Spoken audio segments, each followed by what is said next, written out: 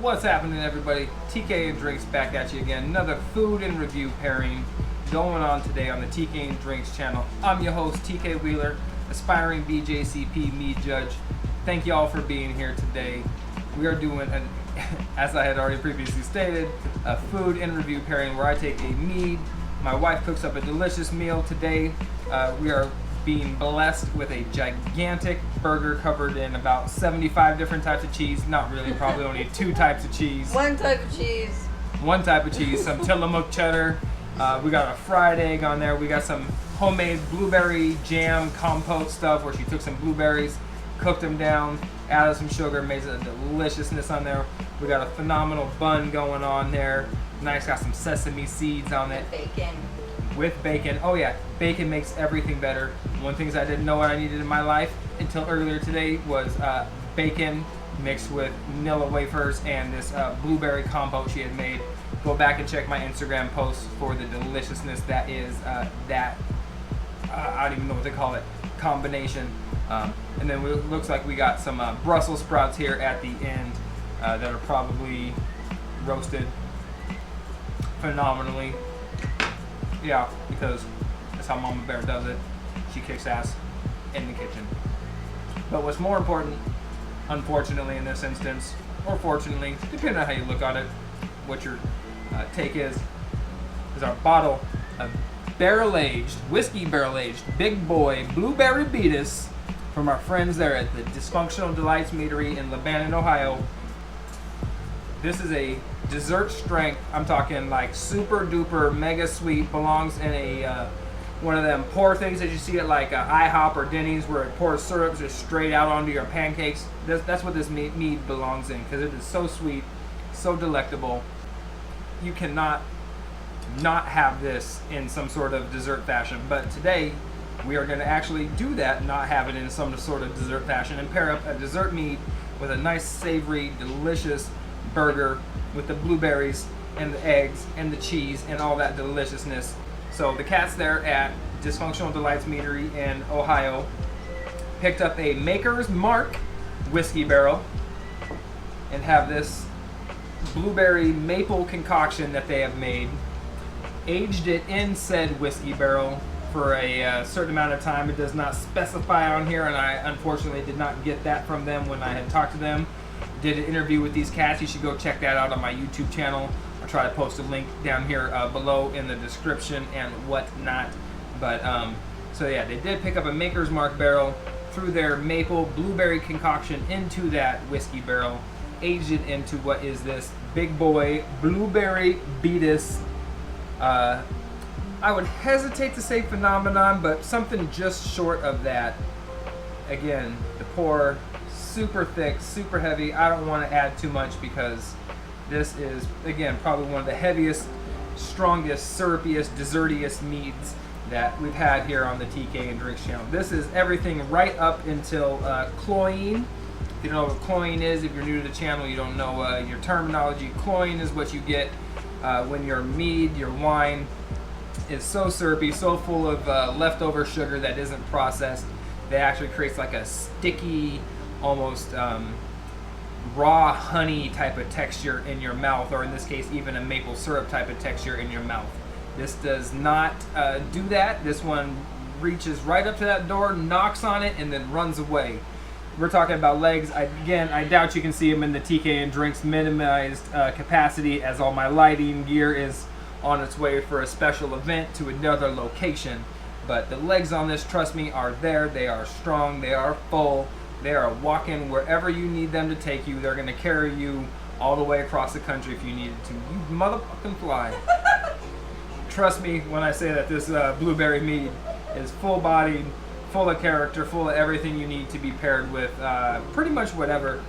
I will kill you, family. So before I get into that, again, back to the burger, the blueberry compote, homemade. I call it compote. She calls it a jam. It's got bacon in it. It's got blueberries. It is delicious. That's candied bacon. Candied bacon, which was maple candied bacon, which apparently was different than regular candied bacon. Maple candied in a maple syrup that's got all sorts of spicy goodness in it. A fried egg, Tillamook cheddar cheese, and a gigantic, like, half-pound fucking burger patty.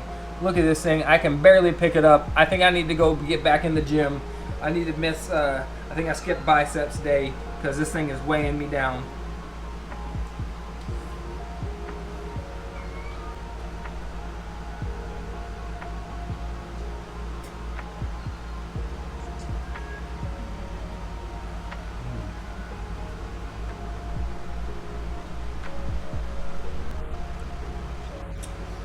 You want to talk about unique flavor combinations? Holy cow.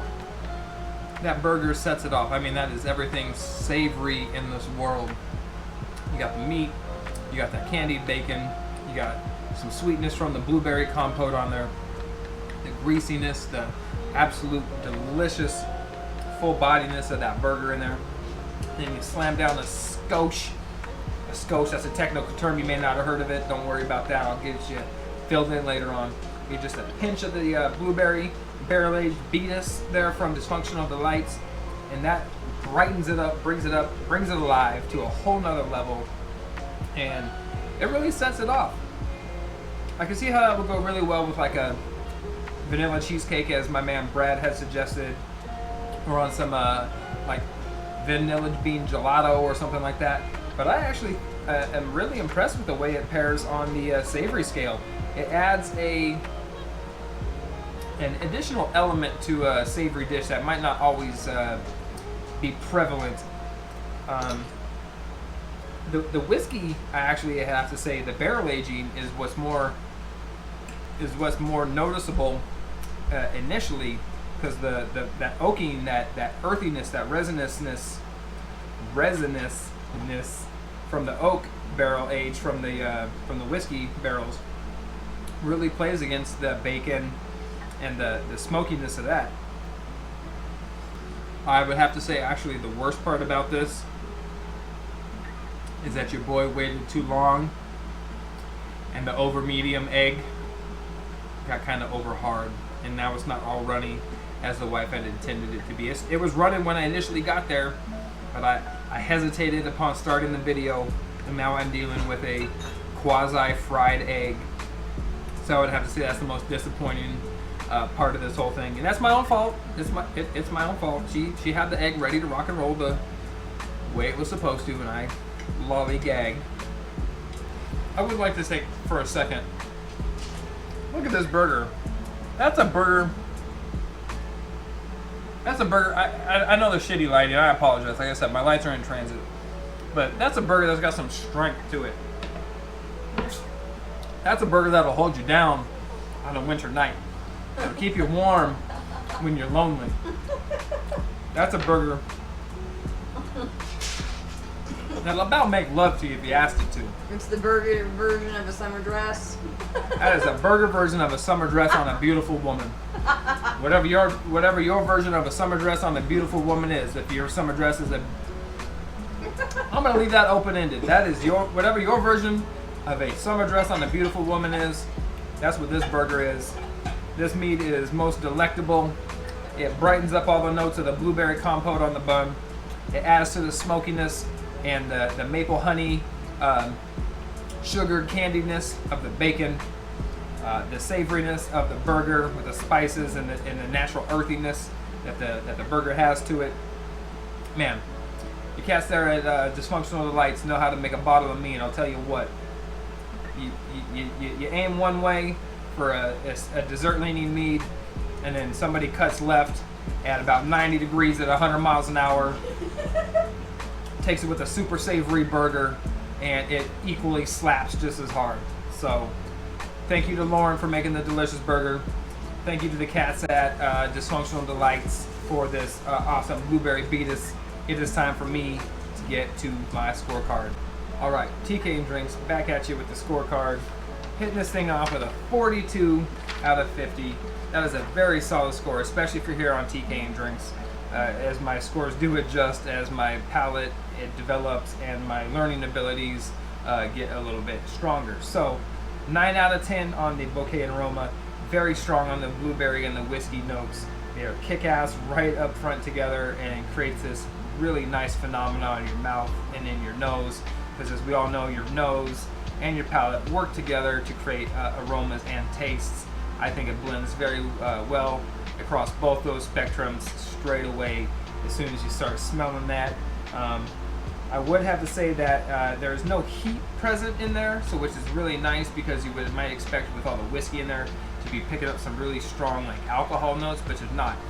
You pick up the whiskey notes, you pick up the oak, and you pick up the actual like spiciness from the whiskey, but you don't get any real heat left over from the actual alcohol, which is nice.